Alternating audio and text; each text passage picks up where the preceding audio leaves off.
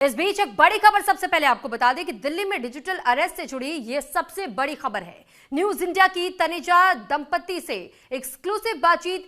सबसे पहले news India पर तनेजा दंपति को सुनिए। 24 दिसंबर से 9 जनवरी के बीच हमें डिजिटल अरेस्ट किया गया, हमें जान से मारने की धमकियां दी गई, हम पर मनी लॉन्ड्रिंग के आरोप लगाए जा रहे थे, हमसे 14 करोड़ 85 लाख रुपए की धोखाधड़ी हुई, 7 अलग अलग बैंक खातों में करोड़ों रुपए ट्रांसफर किए गए। वो लोग खुद को आईपीएस अधिकारी बता रहे थे। तो दिल्ली में साइबर ठगी का एक और मामला सामने आया। इस बार साइबर ठगों ने ग्रेटर कैलाश में रहने वाले एनआरआई डॉक्टर दंपति को डिजिटल अरेस्ट करके 14 करोड़ 85 लाख रुपए ठग लिए।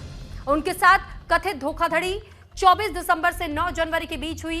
दरअसल डॉक्टर ओम तनेजा और उनकी पत्नी डॉक्टर इंदिरा तनेजा ने करीब 48 साल तक अमेरिका में रहकर के यूएन में सर्विस की और रिटायर होने के बाद साल 2015 में वापस हिंदुस्तान आ गए थे। 24 दिसंबर को डॉक्टर दंपति के पास साइबर ठगों का फोन आया और हमेशा की तरह साइबर ठगों ने डॉक्टर दंपति को फर्जी मुकदमों और अरेस्ट वारंट का डर दिखाया, जिससे कि डॉक्टर दंपति इतना डर गए कि वो साइबर ठगों के जाल में फंसते चले गए। साइबर ठगों ने 24 दिसंबर से लेकर 10 जनवरी सुबह तक डॉक्टर ओम तनेजा और उनकी पत्नी डॉक्टर इंदिरा तनेजा को वीडियो कॉल के जरिए डिजिटल अरेस्ट करके रखा और इसी दौरान 8 अलग अलग बैंक खातों में पैसे ट्रांसफर करवाए गए। डॉक्टर इंदिरा तनेजा के द्वारा ये पैसा ट्रांसफर किया गया और अभी तक आपने न्यूज इंडिया पर तनेजा दंपति को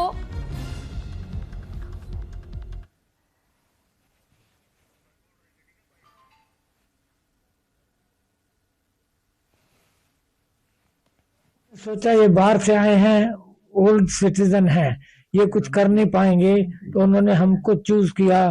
किसी तरीके से किसी ने या उनको बताया, तो उनके पास हमारी काफी इंफॉर्मेशन थी जो हमको उन्होंने बताया।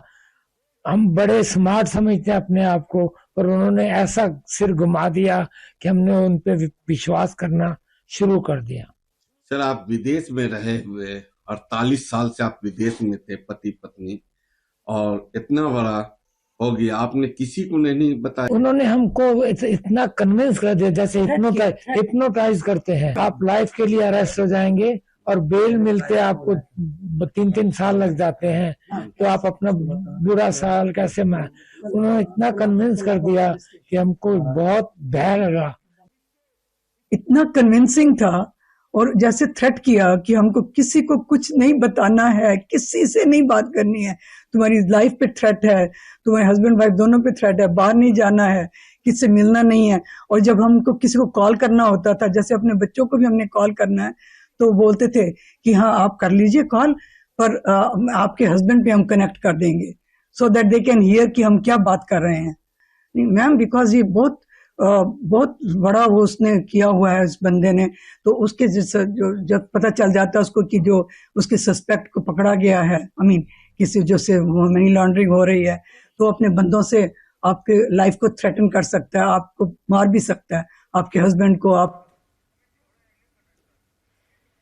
तो फिलहाल आपने डिजिटल ब्लैकमेल का खेल कैसे खेला जाता है इसके बारे में जाना, डिजिटल अरेस्ट क्या होता है इसके बारे में जाना, लेकिन आप सोचिए कैसे इन ठगों की ओर से एक ऐसे कपल को निशाना बनाया गया जो कि बुजुर्ग हो, जो कि एनआरआई हैं, और साथ ही साथ उनसे बातचीत करते करते, वो भी सिर्फ वीडियो कॉल के जरिए, यानी कि डिजिटल माध्यम से और डिजिटल तरीके से ही लगातार कई दिनों तक डिजिटल अरेस्ट रखा गया इस दंपति को।